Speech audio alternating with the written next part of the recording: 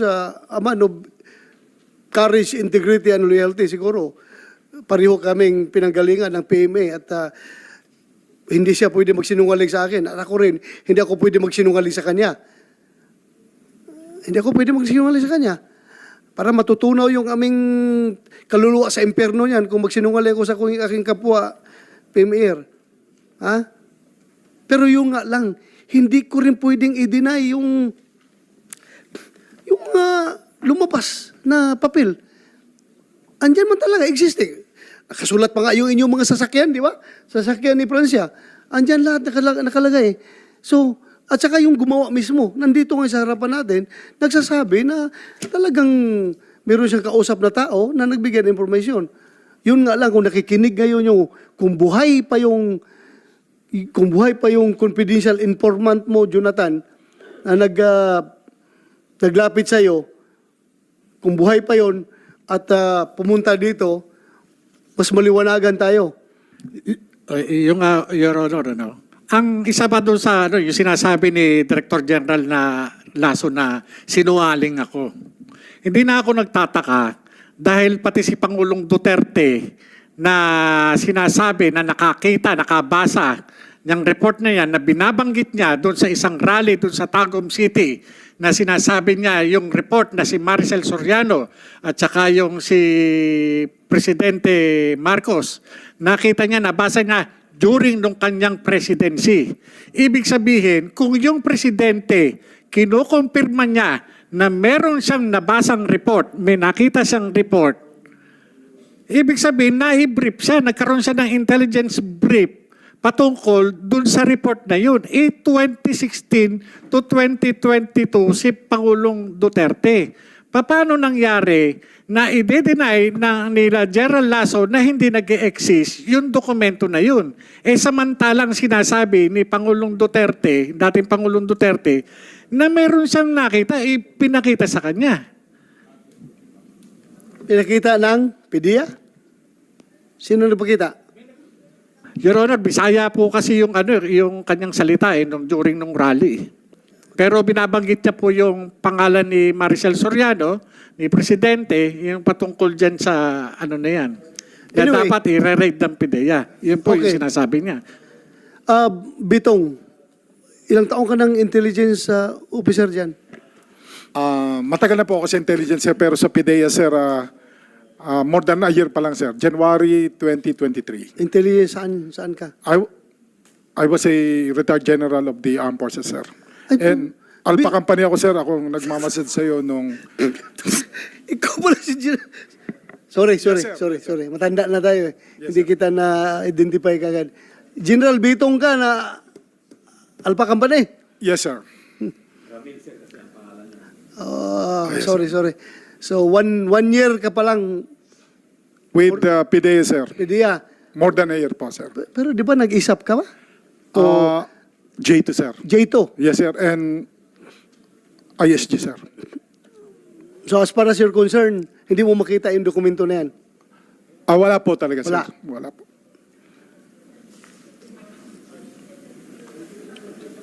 Didlak tayo.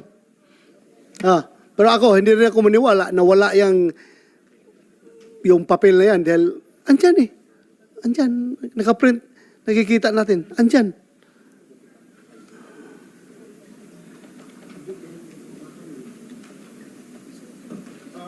Sir, if I may add.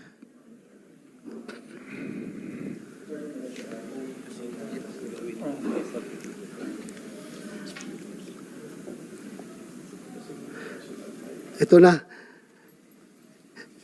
Ito na, oh.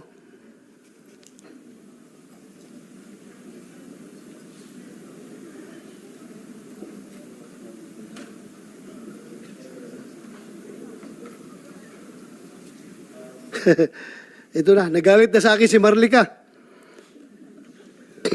Sinito Ronald Bato de la Rosa, si Marcos Bangag ang subject, hindi ako at si Morales. My God, magtatanong na ba ako na nabayaran ka ni Lisa? How irresponsible media personality. We are trying our best here to come up with the truth and nothing but the truth. Wala tayong pinapanigan. Ngayon, pati ako, tinitira na.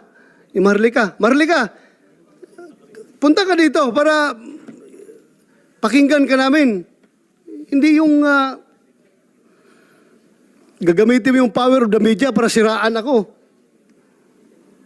Very responsible naman yan. The mere fact, ha? Pakinggan, kailangan itong hearing na ito dapat magpapile pa ako ng resolution. Then pag i-read pa ito sa plenary bago ito ma-assign sa committee ko para conduct ng hearing. But hindi ko ginawa yan. Ginamit ko yung aking oversight function para mabilis. Kasi ang ingay na nila natutulog daw ako, wala akong ginagawa. Hindi naman nila alam na bakasyon ang Senado. Paano ako makapag-aksyon na bakasyon ang Senado? Ang hirap niyo, Marlica. Please, kung mahal mo ang Pilipinas, magpakatotoo ka. Huwag mo idama yung tao dito na nagtatrabaho para sa katotohanan. Ay, nako. Kala ko ba? Anyway, hindi tayo dapat ma-distract dyan because ang ating purpose dito is malaman ang katotohanan. Ha? Malaman ang katotohanan. Bakit, Jonathan Morales, do you feel na ikaw na ang kinikrucify ko dito ngayon sa hearing na ito? Do you think, please tell me, No, if Your I am Honor. being unfair to you, if I am being persecuting, very persecuting to you, please tell me. No, Your Honor. Ha? No, Your Honor. O bakit sinabi ni Marlica na gano'n daw ang ginagawa ko? Hindi ko po alam, Your Honor. Kilala mo ba si Marlica? Doon lang na-interview po, nung tinawagan po ako.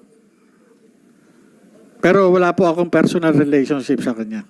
Wala po. Kaya kung napanood niyo po yung interview ko sa kanya, hindi ako, yung mga ibang information, hindi ko po sinasabi.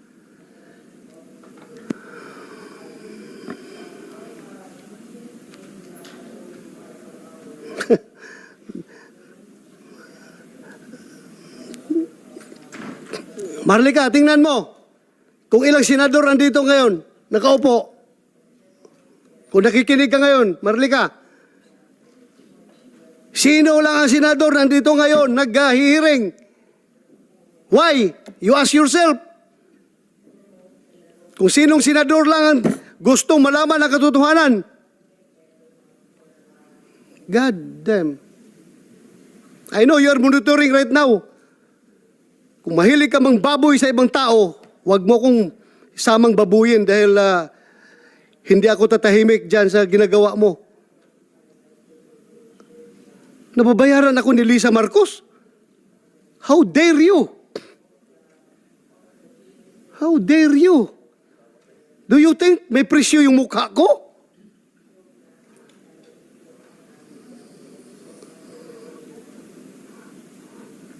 Itong hirap nitong social media ba? Anybody can just castigate anybody without unfairly. Pati tayo, dinadamay ito. Kung gusto kong pagtakpan si Presidente Marcos, dapat hindi na ako nag-hearing dito, Marlica. Ha? Hindi na ako nag-hearing dito. Kung gusto mong nabayaran ako ni First Lady, wala na. Hindi ko na ito kinandak ng hearing.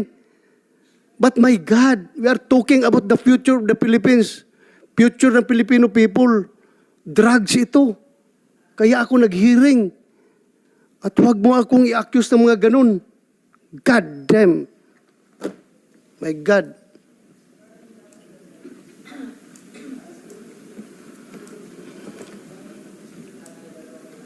Anyway, I don't care about your impression. I'm here to do my duty as the chairman of the Senate Committee on Dangerous Drugs. Kung sinasabi mo na bayaran or na-influence ako, no! Nobody can influence me. This committee is independent and it can use its power. Lahat ng power ng committee na ito para malaman ang katotohanan. Hindi po tayo magpapadikta kahit sino man. I was elected by the Filipino people para gampanan yung aking mandato. And here I am. I'm doing my job. I'm doing my job. We are a co-equal branch of government with that of the executive. Baka sabihin mo, under the baton, under the dictates of Malacanang ako. Never. No, my dear. Hindi po kami kaya diktahan ng Malacanang. Hindi po nila kami kayang diktahan. Kaya huwag mo akong sabihan na binayaran ni Lisa Marcos. God sakes.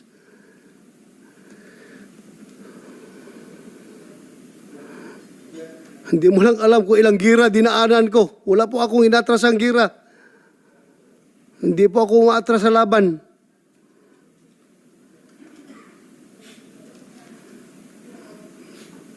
Ito, simple dalawang dokumento, atrasan ko ito. Ano ka? Hello?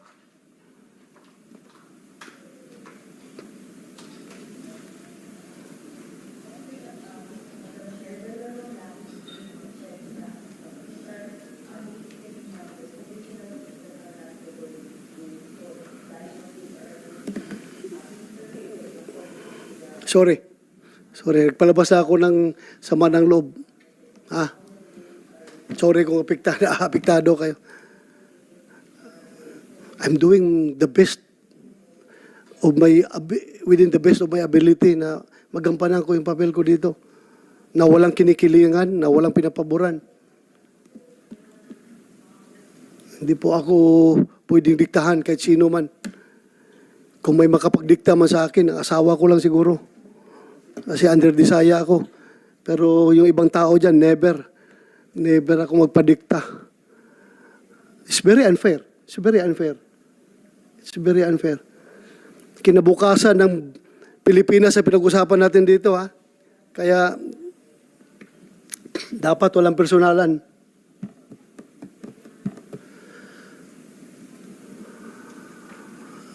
Alam mo, kung wala ka pang, hindi ka nag-aral ng investigation, Marlica, lilecturan kita. Ang pag-iimbestiga po, madam, ay huwag mong haluan ng feelings. Huwag mong haluan ng emosyon. You stick with the facts. You stick with the facts. Kaya itong mga facts natin ngayon ginagather. Hindi tayo pwede magpalabas ng emosyon dito na kumakampi ka kanino at pinapaboran mo si ganito. Hindi po. Failure ang investigation mo dyan kapag haluan mo ng emosyon. Failure. Walang pupuntahan ang investigasyon mo. Kaya facts ang hinahanap natin dito. Galit ka pala kung tinatanggap ko yung facts na binibigay ng PDEA sa akin. Gusto mo lang yung facts ni Jonathan Jonathan Morales lang tatanggapin ko. So anong klase investigasyon yan? One-sided. God damn. Huwag mo kong turuan sa investigasyon dahil nag-retire ako. Baka hindi mo alam na top-notcher ako sa FBI National Academy. Pagdating sa investigasyon, hindi mo lang alam, madam.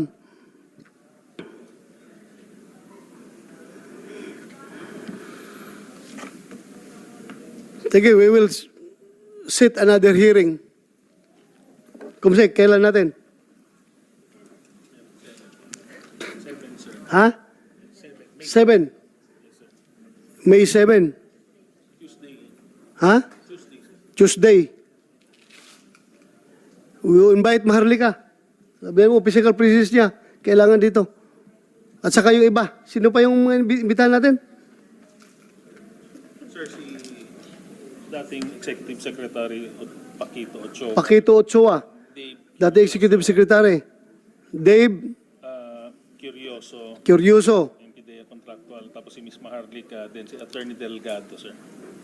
And please tell them that their presence, napaka-importante ito ha, their presence is very much highly needed. At kung kinakailangan, I will issue subpoena for them to comply with that order. At kung hindi, we will issue warrant of arrest against them kung ayaw na pumunta dito.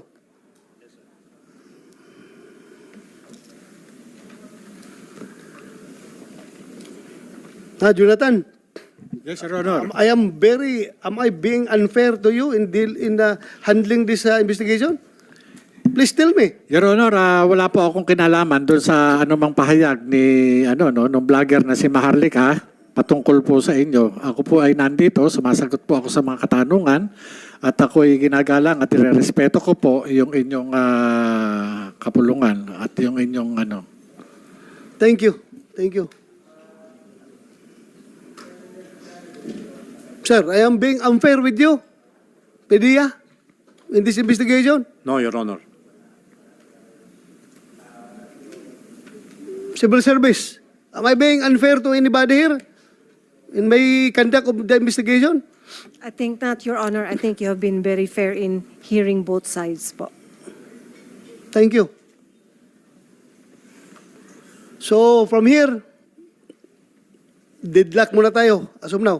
Ano? Meron pa tayong executive session, sir, yung kanina. Executive session pa tayo. Lucas, General Lucas. Executive session tayo. After this. Na natin suspend muna itong hearing. Oh.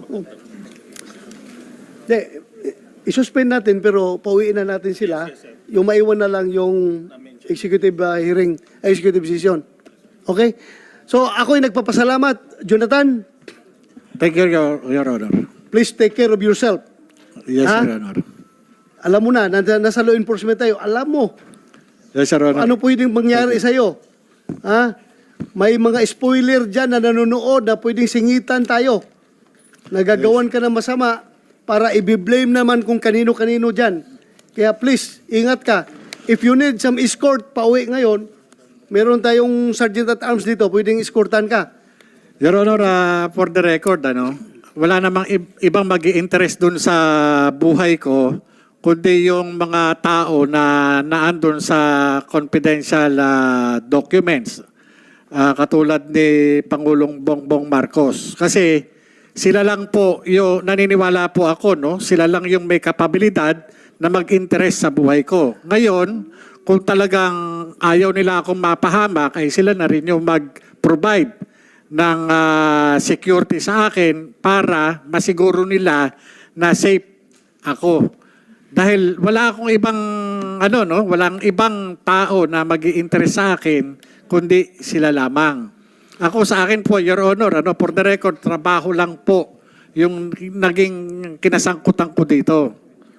Trabaho lang po. Wala akong personal na anuman sa kanya. Walang buti na maidudulot sa akin itong pangyayaring ito. Talagang kaya po ako sumulat. Kung sinasabi man na ako kung anuman yung nilang paninira sa akin, wala pong problema sa akin yon. Ang gusto ko lang po yung katotohanan. Anyway, naintindihan mo naman siguro din yung ginawa ng PDEA just to set the record straight. Naintindihan ko po sila, Your Honor. Dati ka investigador, alam mo yan. Yes, Your Honor. Your Honor. In order to establish everything, pakita mo, di ba? Yes, Your Honor. Wala tayong sama ng loob. Wala po. General Lasso, sir, wala kang sama ng loob kay Jonathan Morales. Sir? Okay lang tayo, sir, ha? So tulungan natin, i-monitor din yung safety niya. Baka masingitan tayo, sir. Mahirap na. Tayong sisisihin ito. At hindi ko sa konsensya ko yan dahil ako nagpatawag sa'yo dito. Jonathan? Yes, Your Honor. Thank you, Your Honor. Kumsek, please struck out from the record yung nasabi kong goddamn, yung aking nadalala ko sa emosyon.